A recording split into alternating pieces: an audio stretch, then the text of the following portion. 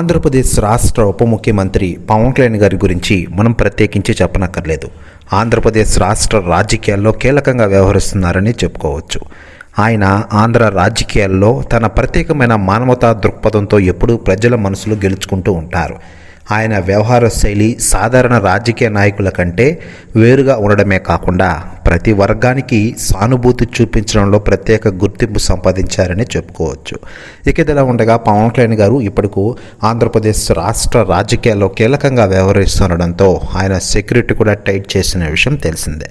ఇక ఇదిలా ఉండగా గత కొన్ని సంవత్సరాల క్రితం పవన్ కళ్యాణ్ గారిపై అటాక్ కోసం బీహార్ నుంచి ఒక గ్యాంగ్ దిగినట్లు వార్తలు వచ్చిన విషయం మనకందరికీ తెలిసిందే. అయితే లేటెస్ట్గా నూతన సమాచారం ప్రకారం కేంద్ర ఇంటెలిజెన్స్ మరోసారి హెచ్చరికలు జారీ చేసిందట. పవన్ కళ్యాణ్ గారి కోసం దాదాపు 10 మంది బిహారీ గ్యాంగ్ ఆంధ్రప్రదేశ్ రాష్ట్రంలో అడుగు పెట్టేందుకు రెడీ అవుతున్నట్లు కొన్ని నిఘా వర్గాలు సూచించాయని తెలుస్తోంది. దీంతో ఒక్కసారిగా పవన్ కళ్యాణ్ గారి సెక్యూరిటీ హై అలర్ట్ ప్రకటించారట. ప్రెస్ న్యూస్ కూడా తెగ వైరల్ అవుతోంది ఆంధ్రప్రదేశ్ రాష్ట్ర రాజకీయాల్లో. అయితే ఇదంతా రూమర్ అని, త్వరలోనే అధికార ప్రకటన రావాల్సి ఉందని తెలుస్తోంది. మరోవైపు పవన్ కళ్యాణ్ గారు ప్రస్తుతం ఆంధ్రప్రదేశ్ రాష్ట్ర ఉప ముఖ్యమంత్రిగానే కాకుండా పలు శాఖలకు మంత్రిగా వ్యవహరిస్తూ ఆంధ్రప్రదేశ్ రాష్ట్ర రాజకీయాల్లో కీలక రాజకీయ నాయకుడిగా ఎదుగుతున్నారని చెప్పుకోవచ్చు.